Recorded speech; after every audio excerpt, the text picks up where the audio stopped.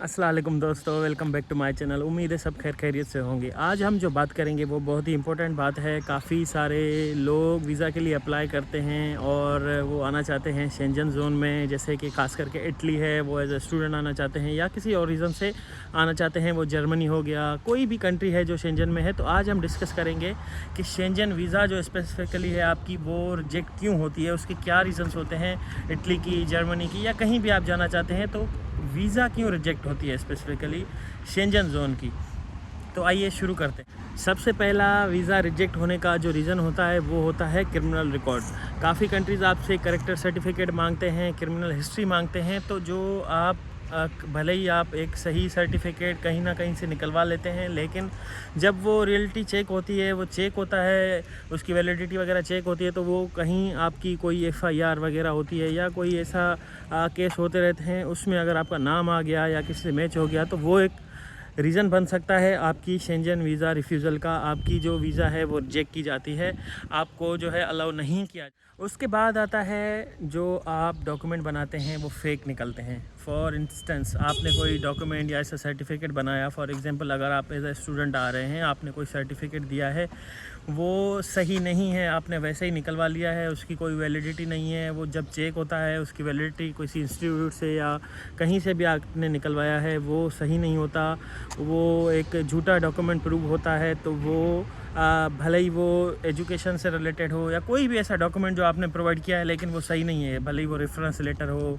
या वो travel document हो, तो वो जब चेक करते हैं वो सही नहीं होता, तो फिर भी आपकी जो है वीज़ा रिजेक्ट हो सकती है। तीसरा जो रीज़न है वो है इनसफिशेंट रीज़न और इनसफिशेंट एक्सप्लेनेशन। ठीक है, फॉर एग्ज़ाम्पल अगर आप जॉब के लिए जा रहे हैं या स्टडी के लिए जा रहे हैं और आपकी जो प्रोफाइल है वो उस पर्पज़ से मैच ही नहीं कर रही जिस रीज़न के लिए आप शेंजन ज़ोन, इटली या जर्मनी कहीं भी जा रहे हैं। फॉर एग्ज़ाम्पल आपको जॉब मिली है अकाउंटिंग की, आप अप्लाई कर रहे हैं कि मैं अकाउंटिंग की ये जॉब करने जाऊंगा, लेकिन आप हैं आईटी के एक्सपर्ट, आपको आती है प्रोग्रामिंग। जब वो चेक करेंगे आपकी प्रोफाइल कि भाई आपने पढ़ा है प्रोग्रामिंग या कंप्यूटर साइंस, आपकी जो जॉब हिस्ट्री है वो भी कंप्यूटर साइंस है, तो आप अकाउंटिंग के लिए किस तरह जा रहे हो। सिमिलरली अगर आप स्टूडेंट हैं, आपने बैचलर्स की है कहीं आईटी वगैरह में और आप मास्टर्स करने जा रहे हैं साइकोलॉजी में, तो जाहिर सी बात है वो एक रीज़न बन सकता है। वो आपकी प्रोफाइल मैच नहीं हो रही जिस रीज़न के लिए आप जा रहे हैं, तो आपकी एक्सप्लेनेशन वगैरह ठीक नहीं है, तो वो भी एक रीज़न हो सकता है, आपको रिजेक्ट कर सकते हैं,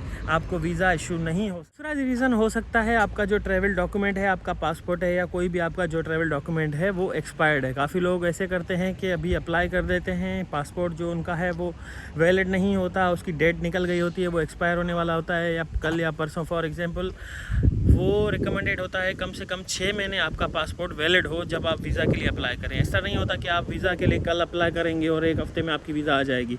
आप अप्लाई करते हैं, फॉर एग्ज़ाम्पल जून में आपको जाना है और आप अप्लाई कर रहे हैं मार्च में, और आपका पासपोर्ट जो है अप्रैल में एक्सपायर होने वाला है, और आपकी फ़ाइल जो देखी जाती है वो अप्रैल या अप्रैल के बाद देखी जाती है, तब तक आपका पासपोर्ट जो है वैलिड नहीं रहता, आपका एक्सपायर हो चुका होता है, तो फिर आपको जो है रिजेक्शन मिलती है। एक ये भी रीज़न हो सकता है। दूसरा रीज़न ये भी हो सकता है जब आप अकोमोडेशन वगैरह बुक करते हैं, आप अपनी इटिनरी जो ट्रैवल प्लान है वो बुक करते हैं, वो सही नहीं होती। फॉर एग्ज़ाम्पल आप अप्लाई कर रहे हैं इटली के लिए और आपकी जो अकोमोडेशन है वो कहीं और है, या फिर आप अप्लाई कर रहे हैं रोम में, आपने यूनिवर्सिटी सेलेक्ट की है रोम में, आप रोम में पढ़ेंगे, वहाँ पे एडमिशन लिया है, लेकिन आपने जो अकोमोडेशन ट्रैवल फ़्लाइट वगैरह ली है वो आपने ली है बोलोनिया की या फिर मिलान की या फिर किसी और कंट्री की ले ली है, जर्मनी वगैरह की ले ली है। तो ये भी एक रीज़न हो सकता है क्योंकि आपने जो इटिनरी वगैरह प्रोवाइड की है वो उससे मैच नहीं कर रही, उससे डेट्स मैच नहीं कर रहे। आप वीज़ा में शो करते हैं मैं 5 तारीख को जाऊँगा,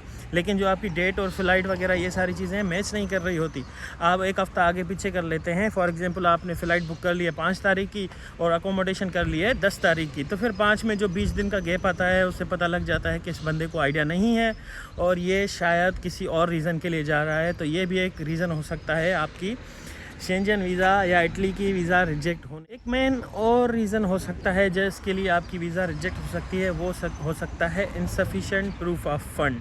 जो आपके फ़ंड्स हैं, जो आप पैसे दिखा रहे हैं, फॉर एग्ज़ाम्पल आप जा रहे हैं 6 महीने के लिए या 1 साल के लिए, तो कम से कम हर कंट्री का अपना एक जो है लिमिट होती है पर मंथ की। इटली की 600 यूरोज़ पर मंथ है। अगर आप 1 साल के लिए जा रहे हैं तो 12 महीनों के हिसाब से 600 यूरो पर मंथ के हिसाब से आपके अकाउंट में होने चाहिए। अगर आपके पास इनफ फंड्स नहीं हैं तो ये हो सकता है कि वो आपकी वीज़ा रिजेक्ट हो जाए, क्योंकि आपके पास पैसे ही नहीं है। आप उधर रहेंगे तो आप कैसे अपना जो है गुजारा करेंगे, कैसे सर्वाइव करेंगे? अगर आप एज ए स्टूडेंट जा रहे हैं, वहाँ आप काम भी नहीं कर सकते, तो आप कैसे जो है अपना सर्वाइवल करेंगे? तो इसलिए भी आपका वीज़ा रिजेक्ट हो सकता है। मेक श्योर करें आपके अकाउंट में इनफ। इससे तो काफ़ी सारे बहुत रीज़न हो सकते हैं छोटे मोटे, जैसे लैक ऑफ अकोमोडेशन, आपके पास अकोमोडेशन नहीं है, आपके पास पैसे नहीं है, आपके पास इंश्योरेंस नहीं है, वो भी एक रीज़न हो सकता है। लेकिन एक और भी रीज़न हो सकता है जो आपके हाथ में नहीं है। आप अपनी तरफ से फुल ट्राई करते हैं, हर चीज़ करते हैं, लेकिन जो शेंजन जोन है या इटली या जर्मनी या कहीं भी आप जाना चाहते हैं, उनकी जो सिचुएशन है वो फेवरेबल नहीं है। फॉर एग्जांपल एक कोटा है, एक जो है ईयर में 1 लाख लोगों को वीज़ा देना है। उससे ज़्यादा बढ़ गए तो वो शायद आपको वीज़ा जो है अलाउ ना करें। उसके अलावा एक ये होता है कि जैसे कोई बीमारी वगैरह आ गई या कोई थ्रेट आ गया या किसी कंट्री की जो है लिस्ट में, बैन लिस्ट में आ गया, जैसे कोविड-19 आया था, उसमें वीज़ास नहीं मिल रहे थे।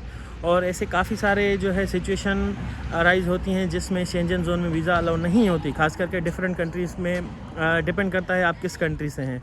तो ये भी एक ख़ास रीज़न हो सकता है आपकी वीज़ा रिजेक्शन का। जैसे मैंने एक बार एक कंट्री के लिए, डेनमार्क के लिए अप्लाई की थी, लेकिन उन्होंने मेरी वीज़ा रिजेक्ट कर दी। जब मैंने उनको कॉल करके पूछा कि रीज़न क्या है, तो उन्होंने कहा कि कोविड चल रहा है। हाँ, उस वक्त कोविड भी चल रहा था, तो इसीलिए मेरा वीज़ा रिजेक्ट हुआ था, लेकिन बाद में वो मुझे मिल गया था कोविड के बाद। तो रीज़न ये है कहने का कि आपका वीज़ा इन रीज़न्स की वजह से जो है रिजेक्ट हो सकता है। जब भी आप अप्लाई करें इन चीज़ों का ख्याल रखा करें, ख़ास करके सारी चीज़ें, सारी फ़ाइल आप खुद एक बार देख लिया करें, और अगर कोई भी मिसमैच हो तो उसको मैच करें। किसी प्रोफेशनल से कांटेक्ट कर सकते हैं वीज़ा के लिए, तो करें, और उनसे अपनी कंसल्टिंग वगैरह लें जो भी है, और अपना वीज़ा लेके शेंजन आ जाएं। Thank you so much for watching. इस चैनल को लाइक और सब्सक्राइब ज़रूर कीजिएगा, क्योंकि मैं काफ़ी वीडियोस बनाता हूँ डिफरेंट कंट्रीज़ के लिए, यूरोप, ऑस्ट्रेलिया और काफ़ी सारे कंट्रीज़ के लिए, और भी बनाने वाला हूँ। इसी चैनल पे अपलोड करूँगा नवीन तलरेजा के नाम से। तो share and like. Thank you so much for watching.